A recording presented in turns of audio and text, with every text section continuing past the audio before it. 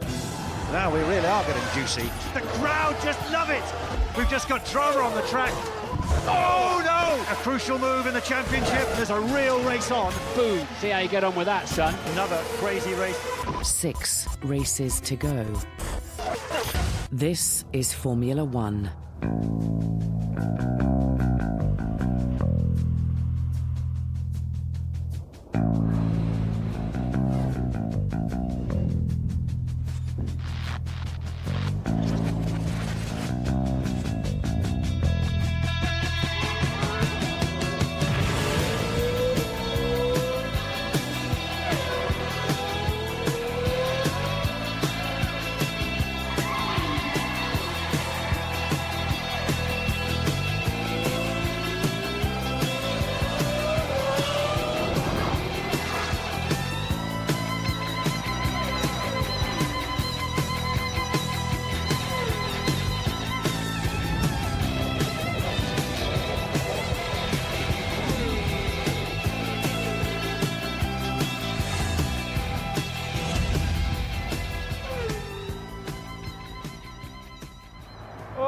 What a beautiful morning. Oh, what a beautiful day. Uh-oh, park car! Park car! Straight line, EJ. Eddie! Jordan. Shall we stop and have a coffee, boys? Super. Perfect. DC, where is that? Where's what? Oh, wonderful. Thank you very much. Buongiorno. Very much. I was told bring part of the national flag. Yeah. I bring white. I brought red. Yellow is in my veins. This is my colour. Heinz Harald Frentzen wins at Monza in Italy. And there is the ecstatic Eddie Jordan. Winning here is hugely emotional. I don't know why that is. It's to fussy, it's to hold people. Thank you. How are you? Buongiorno. DC's already getting to know the local ladies in the cars. Look at that. I mean, that is absolutely stunning, isn't it? DC, you won here. Yeah. He was the last British winner here. David Coulthard wins the Italian Grand Prix. Anyway, welcome to my home. So you see what's going on up there. Red, white and green. Oh, well. I think that the teams have to start choosing within the team which driver they're putting all the support behind. Otherwise, they could well lose this championship. Monza's a pretty little place when you see it like this. Monza, baby! Oh, David, you're a hoodlum. Hey, hooning. Hey, and for my next trick, I'm going to jump into the pond. This is a team sport, and a team decision will bring this championship home to any one of those Ferrari, Red Bull and McLaren. I feel like Steve McQueen. Would you stop the traffic for us, boys? Grazie mille.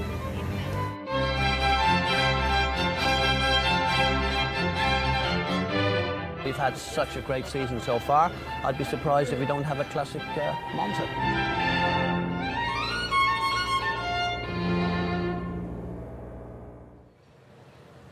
And despite speeds of over 300 kilometres an hour at the fastest circuit in Formula One, it's probably safer in an F1 car on this track than sharing a public road with Eddie Jordan. But from the coffee shops in the historic town square to the rundown but romantic grandstands, Monza isn't posh, glitzy or polished. It's passionate, and you can't help but be amazed by the place. Equally jaw-dropping, but for different reasons, race 15 of a remarkable season under the lights in Singapore in 2 weeks' time. And Eddie, trust you to turn up in a yellow scooter, but I guess this was the setting for quite a special weekend for Jordan, wasn't it?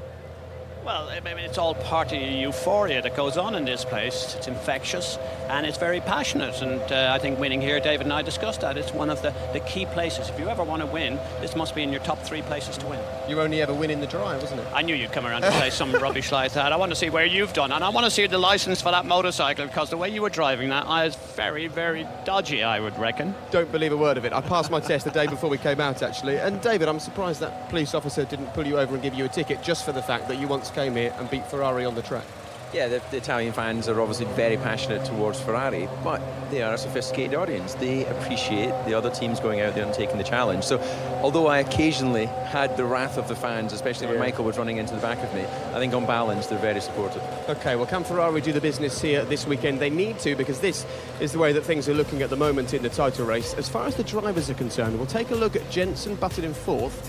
and Fernando Alonso in 5th. They're the guys to watch, and you'll find out why when we show you what happened in qualifying in just a few moments. And as far as the Constructors' Championship is concerned, I imagine all Ferrari fans have got their calculators out, working out how Ferrari can go from 3rd to 1st. They'll certainly need a strong weekend here this weekend. But there's no doubt that as things stand, Ferrari are in the hunt for both of the championships, because this week the World Motorsport Council decided they should face no further sanctions after the race-fixing scandal at the German Grand Prix, a race that's now famous for all the wrong reasons. One radio transmission during the German Grand Prix has come to define Ferrari's season so far. Fernando is faster than you. Can you confirm you understood that message? Good lad, just stick with him now, sorry. The watching public saw it as an obvious team order, but because team orders are banned in Formula One, after the race, Ferrari had to argue it was Felipe Massa's decision to let Fernando Alonso through to win. We didn't have team orders in the race. Team order is not a problem. No, there are no team orders. This week, the case went before the sports governing body, the FIA, in Paris.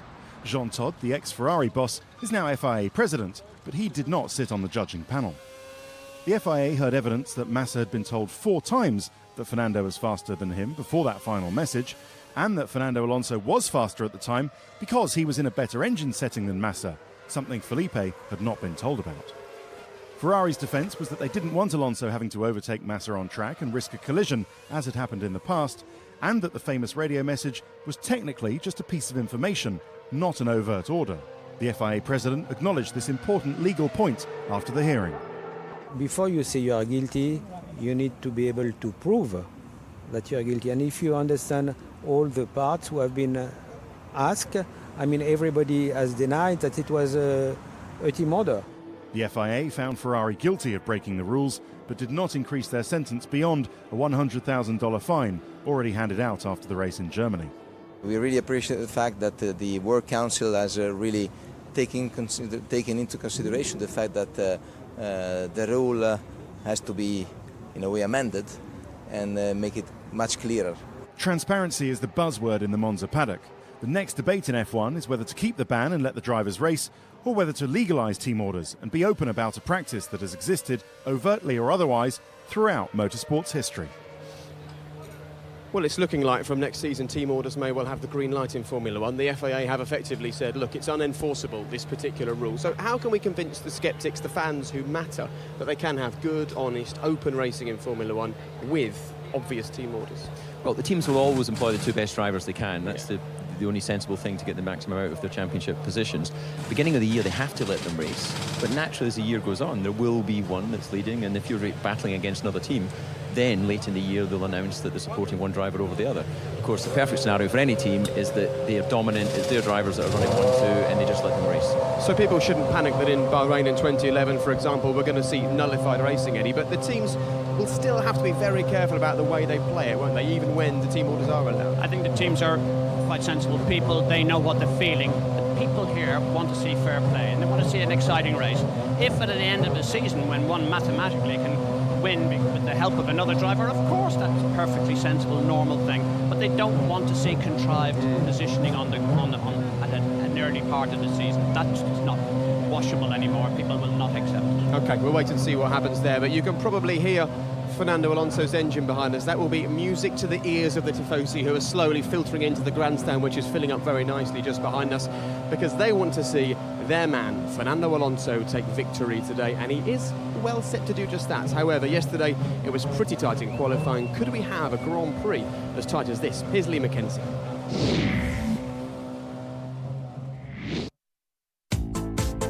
Nestled in the beautiful Italian countryside, there was an air of expectation at Monza as qualifying got underway.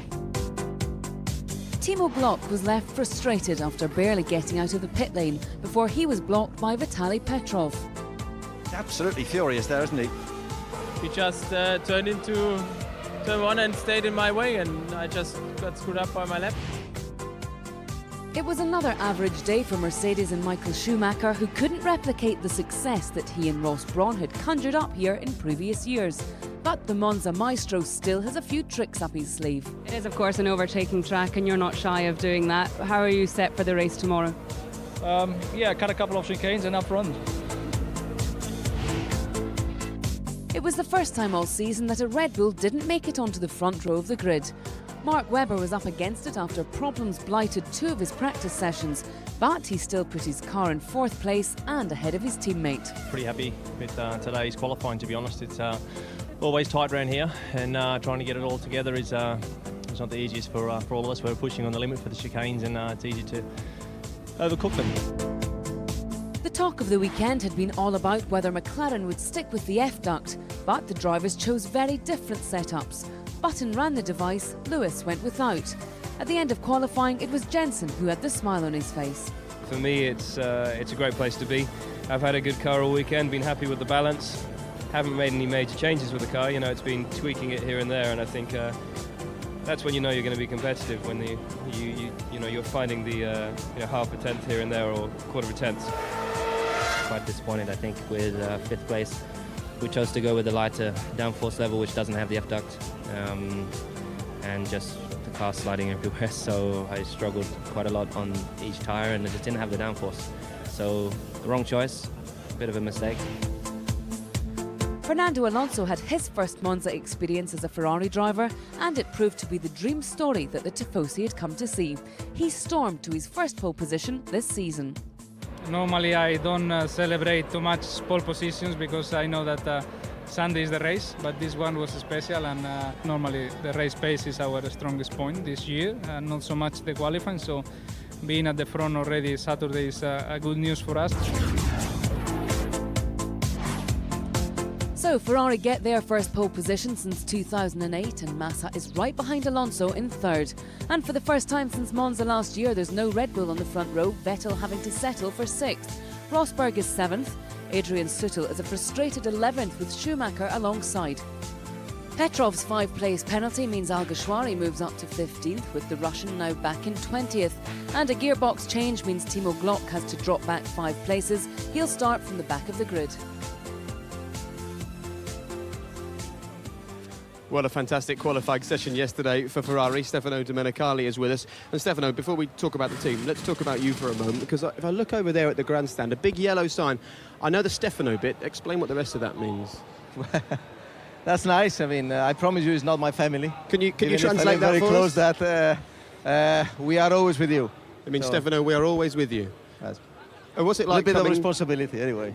I bet. What's it like actually coming back here where the Tifosi are always with you, but that brings with it quite a lot of responsibility and pressure? You have to cope with that. Otherwise, you cannot do this kind of job. It's part of this game. It's part of Formula One. It's part of the sport. It's part of trying to be always, very competitive, even if we know that the competition is tough, and we have very strong competition this year. Stefano, a different kind of question. Luca is here, your president. How much extra pressure does that put on you? Because he's almost like a rock star these days.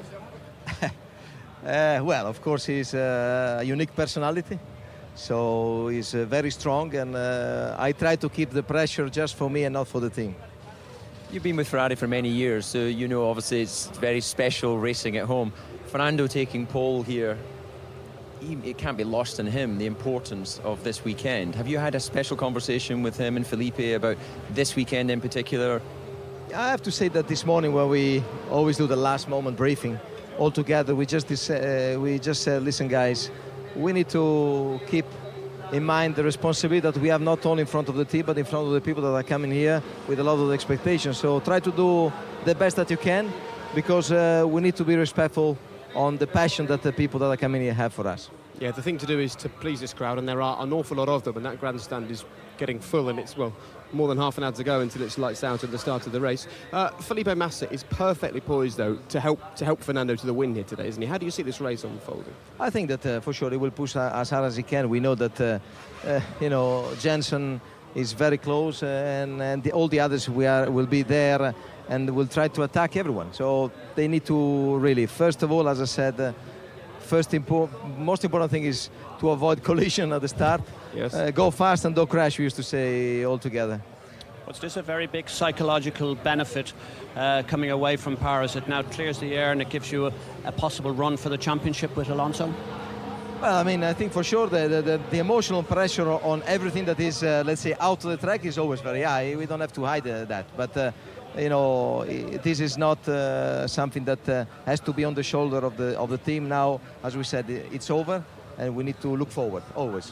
And you can look forward to being in the hunt for both of the titles as things stand at the moment. Very best of luck to Ferrari at home here today. We will try. But not easy. Well, it's not easy at all. And I was going to say, is there a man with more pressure on his shoulders at this race than Stefano Domenicali? Stefano comes here with Ferrari not having won here since 2006. The team not having taken a pole at all in Formula One until yesterday, since 2008. But still, look up there, Stefano. They turn up in their thousands, wanting one thing and one thing only: victory. Ferrari is a magic symbol of Italia. Ho sbagliato tante volte ormai che lo so già. It's more of a car, is a style, is a symbol of life. E oggi quasi certamente sto sbagliando su di te. I love Ferrari because it's the story of Formula One. Ma una volta in più che cosa può cambiare? È la vita mia. The passion, the speed, the history. It's a dream. Accettare questo strano appuntamento. Ferrari, it means life. That's all. It's from 1950 that Ferrari is in Formula One. So many years on racing with lots of great drivers on the race. Non esisto. Italian Ferrari, the best car. Non esisto.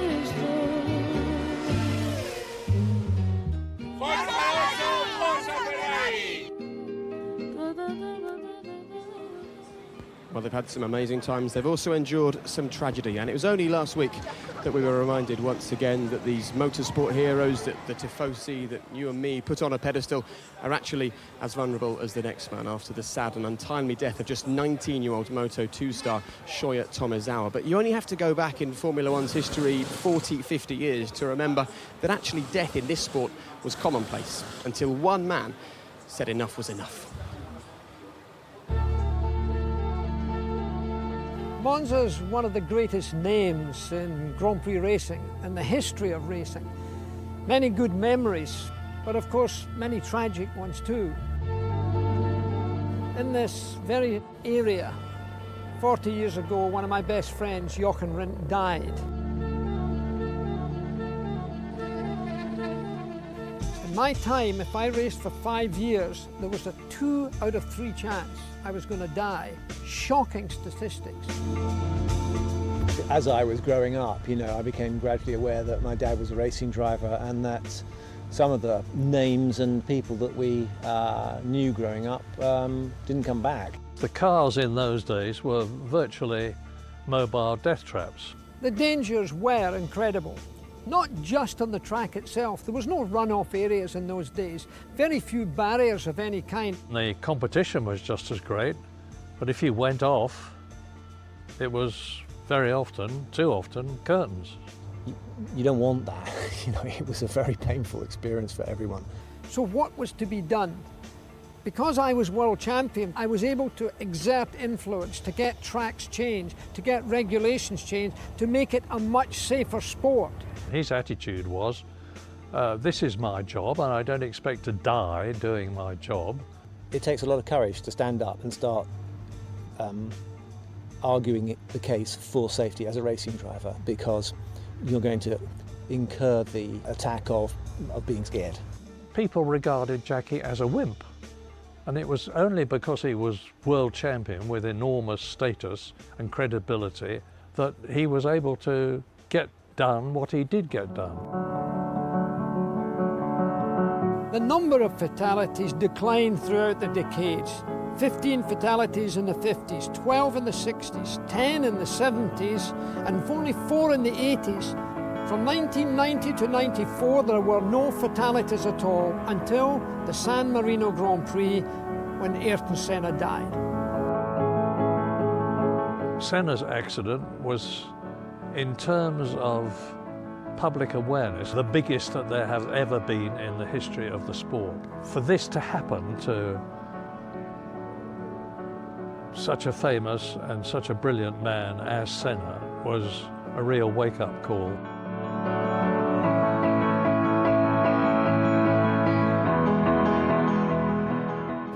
The only thing I can say about this is I hope we learn from this. I think there is a lot to learn from, and we have to use this. And things like this, they shouldn't happen without taking the experience from it. It's been crucial that drivers took some action and showed that they were united, at least in their concern for safety. Drivers' meeting of today, we agreed to form the Grand Prix Driver Association. Jackie is here to say a few words about his role in the past and what we're doing now. At the end of the day, you're the guys who are in the cockpit and are greatest at risk. Sterling Moss will tell you that in his day, you would never do what drivers do today, like Schumacher crowding Barrichello up to the wall. Schumacher's almost put him in the wall! Schumacher almost put him in the wall there! Because in Sterling Moss's day, you knew that if anything like that happened, that was you finished for. And it's almost a dead heat! It's Jackie Stewart, Rich Beltoise and McLaren. Nobody has ever seen the finish of a motor race like that. You couldn't take liberties. In those days, you would hit a stone wall, you would hit a telegraph pole, you would hit a house even. I think complacency is a big mistake. I think that it's very easy to become complacent. That is the problem with making things safer and safer, is that people start to think that it's totally safe, and it isn't. You can never think that it's not going to happen to you as a racing driver, and you can never back off from looking for more safety. Formula One remains an extremely hazardous sport. But thank heavens, Formula One now is immeasurably safer than it used to be. It's not safe, and it never will be completely safe, but it's a lot better. Well, it's less than half an hour to go now until today's Italian Grand Prix. The pit lane is open, the cars are making their way to the grid, and of course we're hoping for another safe Grand Prix in Formula One. And David, it's been 16 years since the last death we saw in the sport, which was Ayrton Senna on the same weekend, of course, as Roland Ratzenberger. So someone like Jaime Alguersuari was just a few years old when that happened. Can he really appreciate that he is in a dangerous sport? Well, it's a different feeling for the younger drivers, of course, because they haven't lived, they haven't grown up around that sort of death that obviously Jackie was racing through in that period. It is a long time since there was a fatality in Formula One, but we're only just one race away potentially from something tragic happening. So it's not lost on the drivers. That's why the Drivers' Association is still going, and all of the drivers are members.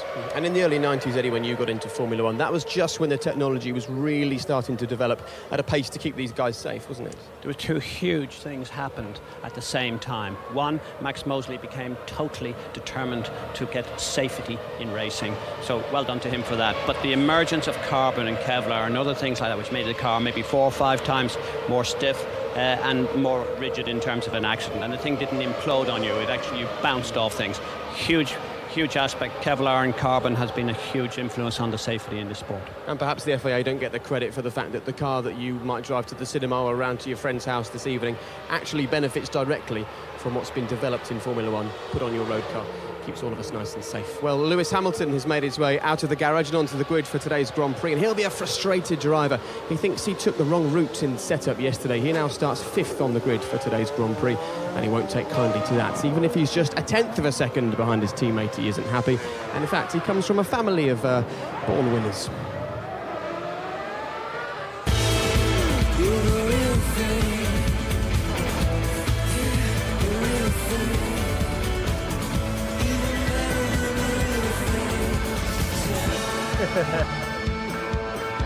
My brother plays computer games more than anyone I know. The second person that plays most is Adrian Siddle. He has a big projector on the wall, a huge screen, and he's got this seat, same seat as this, and he puts on his racing gloves and his racing boots. No.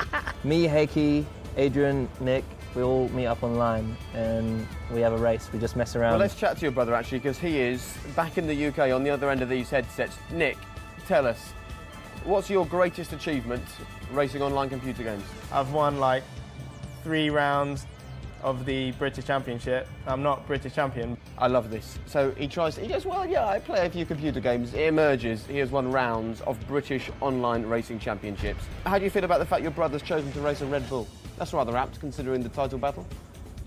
It is. I'm a bit disappointed, really. I thought he'd want to be my teammate, but I don't know. What can I say? What can I say? Disappointed. And you'll be delighted to know that I'm Fernando Alonso. I would. I'm very happy about that. All I'll be worrying about for the whole race is where you are and what you're up to. Yeah. I've got the red flag here, mate. Right, here we go.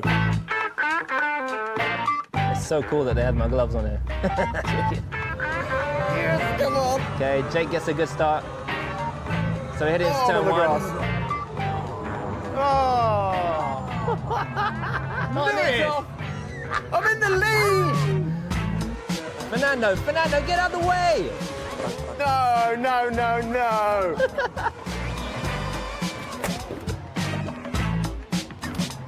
No, I just got punted off. Lewis, did you knock me off there? It wasn't me, man. It's my brother. That's dangerous. Jake, you're weaving all over the place. Wait for me, boys. I'm on my way. We're finished, mate. Is this the norm for you? A little cup of tea between sessions? Of course, of course. Happy memories of Monza for you. Second there in your first year. And I don't remember what happened last year. Oh, yes, I do. You remember what happened last year. Nick, we think there's something suspect with the Red Bull, don't you? Yeah, we do, Nick. I think there's something wrong with your front wing. It looks like it's flexing, Nick, when I'm half a lap behind you. OK, so we've got a man who's naturally quick, a man who's practiced a lot, and me.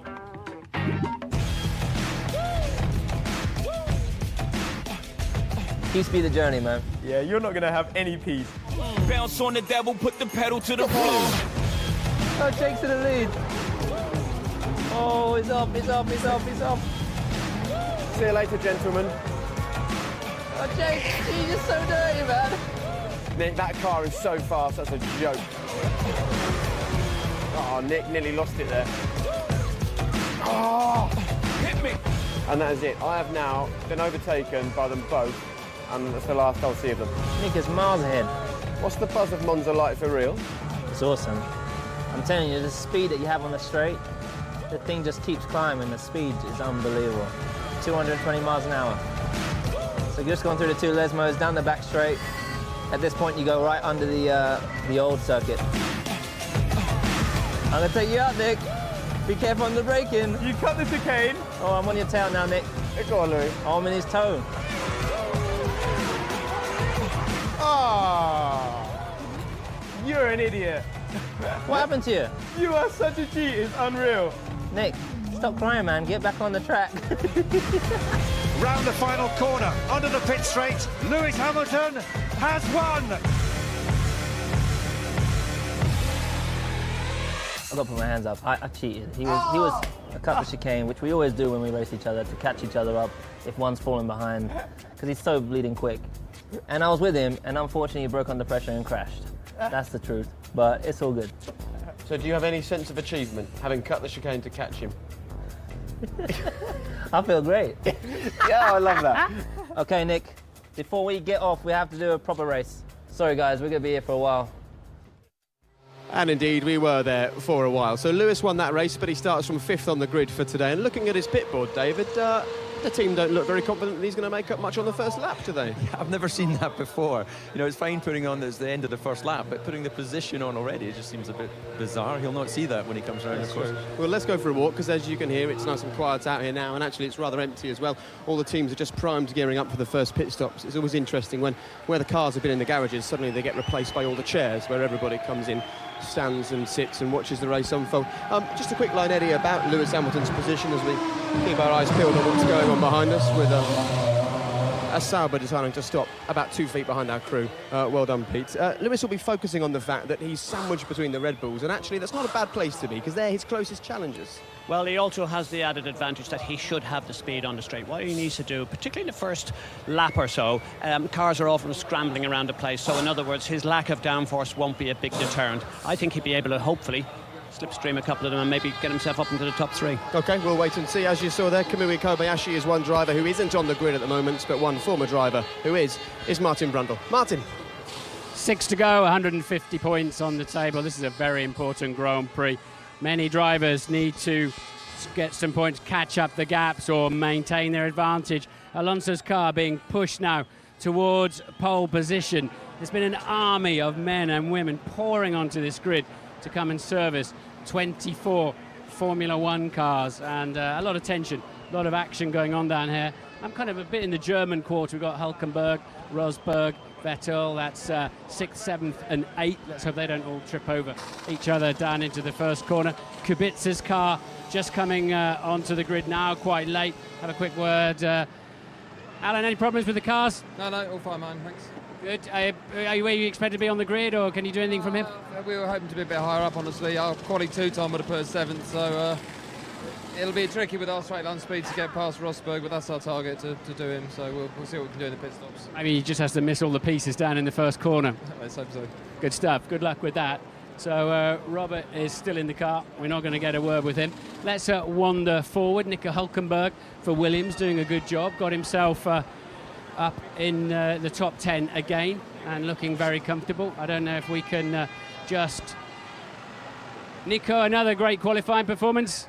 Yeah, not bad. I mean, before the weekend I didn't believe that we were that competitive, but very positive qualifying yesterday. I enjoyed that pretty much. Let's hope we can convert that into a good race result. So you're really getting the hang of this now, aren't you? I mean, you struggled at the beginning of the year, but I think you look like you're really getting on top of this car. Yeah, I feel the same. You know, I feel more and more comfortable and confident in the car and the team, and it's getting better and better. And you know, there's still a few races, and I have to prove that. What's in your mind going down to the first corner, having seen all of the other incidents in GP2, GP3? I think that we behaved quite well into turn 1. You know, a few laps later, racing-wise, there was a bit of a mess, but at the start, everyone seemed to behave. I don't expect any trouble there, but you know, you always need to keep an eye open. Good luck. Let's wander down and see who else we can find. Sebastian Vettel, a very, very disappointed 6th on the grid yesterday, talking to the German media. I'm becoming a bit of a hate figure on this grid, I'm afraid, with the foreign media, because we dive in. We spoke to him back in Spa. Rubens, how's it going? That's all right. It's a bit movie on the tires. It's going to be fun for the first few laps. All right, with the full tanks and the skinny downforce, you think it's going to be quite exciting under braking? Yeah, it's going to be. I think we've seen in GP2, GP3, I think we need to look after the tires for the first few laps, so it's going to be a bit of overtaking, I guess. Okay, good luck on your journeys, and we'll wander forwards. There's several interesting people on the grid today. Let's hope we can trip over some of them. One thing I do notice is there's an awful lot less tyres been brought to the grid today. Blue sky, nobody's expecting anything other than putting on the perfect set of slicks, the dry tyres that they want to start this race with. And as ever, Red Bull protecting the back of their car. They don't want us to see anything at the back of that. They've even got the scrutineer involved in protecting the back of their car. And well, what's your problem, buddy? There's plenty of space for everybody. Okay, Christian, what are we hiding here? We just don't want to show McLaren, you know, they make a fuss about our front wings and our floors, so we don't want to show them the rear wing, you know, how small it is compared to theirs. Is that smoke and mirrors then, or is that to stop them looking at something at the front? Exactly, it's sort of a tactic to put them off the scent, you see. So, no, it's the guys just like standing at the back of the car, that's all. How did you engage the scrutineer? Are you paying him as well? Well, he's not a Ferrari. He's the only guy in Monza that isn't a Ferrari fan, so... He speaks English as well. What chances you got today? Technically none, but, you know, we're in the race, so it's going to be a long race. It's going to be very interesting, but of the 19 tracks, we knew this was going to be our toughest, so it's all about, you know, damage limitation here, and Mark did a great job to get Lewis behind him on the grid yesterday, so if it could stay like that, it'd be a great result for us. Now, I got pulled into the headmaster's office with Katie in your press officer saying, because I said today, this Red Bull is not as fast since you had to tighten up the aerodynamic rigidity. And she said, it's not true, we're just not fast down the straight, our car is identical. Well, Katie knows what she's talking about, so... yeah, I mean, the front wing's the same, so... Okay, we got the message. Just doing a quick oil level check, yep. Yeah, I mean, just to make sure everything's okay. No, coming back to the front wing, we ran the same front wing in Spa as we did in Hungary. It's just the nature of the circuit, and in the remaining races, you'll see it ebb and flow between the different natures of track we go to. And you've changed the steering rack on Vettel's car, I believe, which is pretty significant, yeah? It's just a precautionary thing, so it did an inspection last night, so just as a precaution.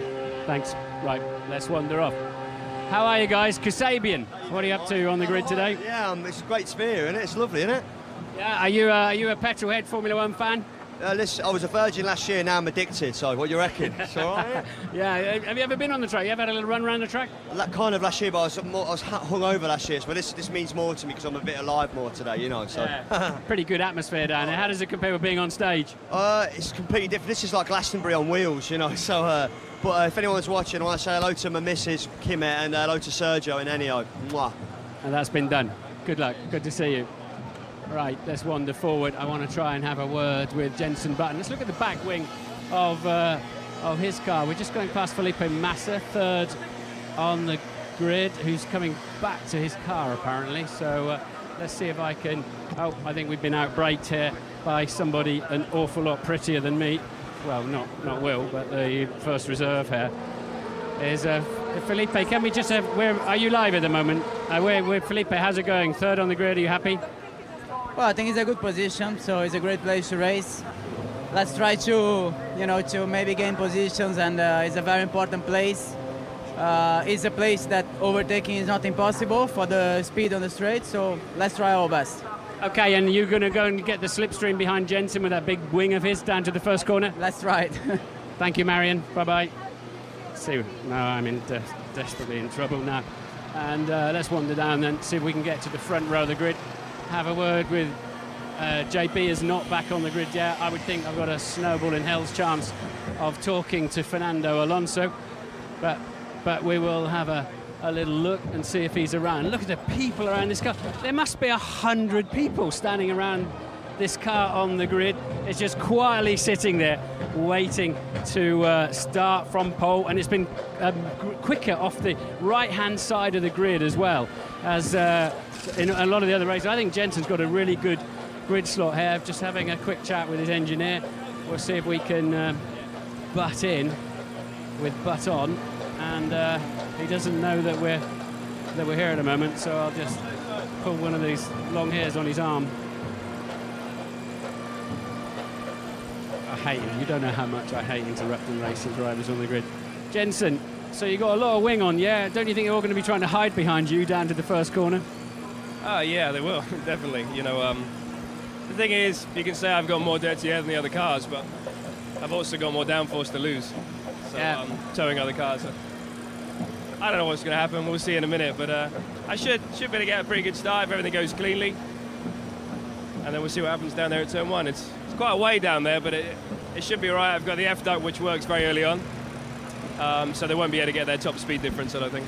So you can get your leg on that and then go up the gears, no problem at all. It's just an instinctive thing now, is it? Yeah, if we used our leg, yes. All right, what do you do then? Sorry, it's only been 14 races. Oh yeah, no, you're a hand, aren't you? I forgot about that. So this thing's quite quick off the line, isn't it, Alonso Ferrari? It's a Formula One car, it should be pretty good. I know, but he's had some really good starts. Yeah, how have your starts been? They've been good actually. The last few races have been very good, so we'll see what happens. I'm pretty relaxed, and turn one's the tricky one. Also turn four. With this much downforce on, obviously you are slower, but I think we'll see a smaller difference from me to the straight line quick cars than we saw in qualifying. Good stuff. And what, 20 laps in, you think that downforce might help your tyre wear and you might be really good look, in good shape about 20, 30 laps in? Yeah, I mean, that's a long way into the race to be changing tyres, but more downforce should help looking after the tyres, but then you've got to be careful that you don't overheat them, blister them. So it's a bit of a balancing act, and I haven't got a clue how the race could go. It goes so many different ways, but I'm just looking forward to it. When the lights go out, it's going to be very exciting. You look dead cool. He looks really relaxed, but he hasn't got a clue how it's going to go, so I don't know how we should. Let's wander down, and here we go. Stereophonics, guys. How are you doing? Very good, how are you? Yeah, good stuff.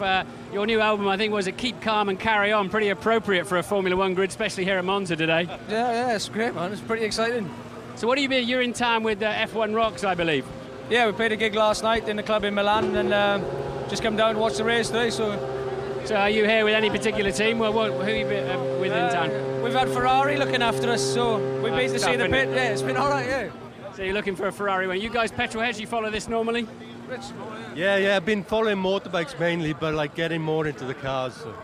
Can you believe the number of people on this grid and people coming up to you with live cameras just before you're going on stage? It must be great, but the drivers have to talk to us, basically. I know it's great, the accessibility that people can get into, you know, like Formula One, with all the drivers on the grid and all the cars, so it's really good.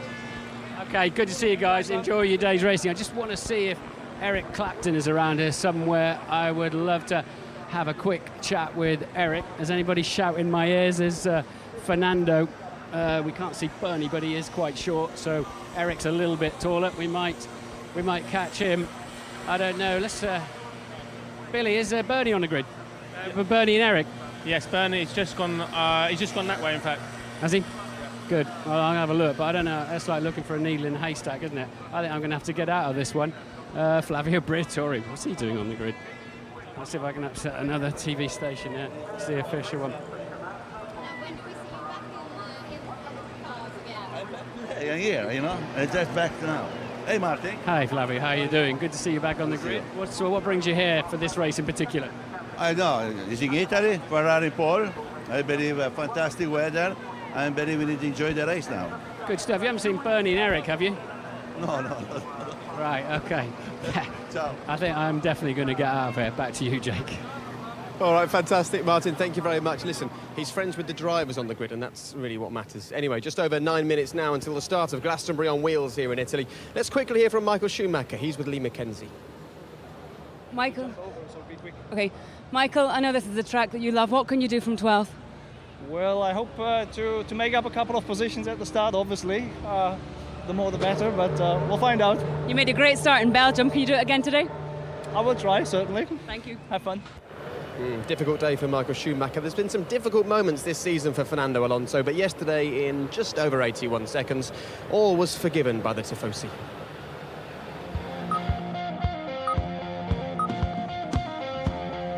A very popular pole position for Ferrari's Fernando Alonso. Let's see how he does it.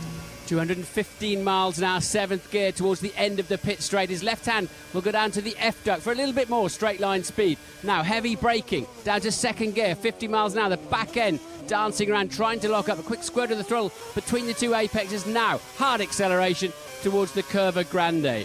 Over 210 miles an hour again. A little bit of lateral low, but no sliding at all. He'll bring the car to the right-hand side for a second heavy stop to get the car down to just 50 miles an hour. Glancing beautifully across those curves, back end just trying to step out under hard acceleration. The first Lesmo, 110 miles an hour through the apex, a little bit of oversteer, no problem at all for Alonso. The second Lesmo ahead now turns in hard, doesn't need all the space on the outside. This Ferrari is beautifully balanced.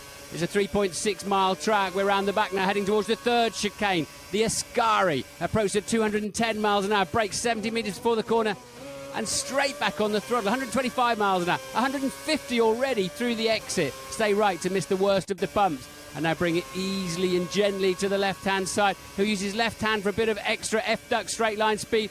Down 3 gears. Straight back on the throttle, 115 miles an hour through the exit. Run it to the absolute outside of the racetrack for best acceleration. Drive for the line. It's the 19th pole position for Fernando Alonso.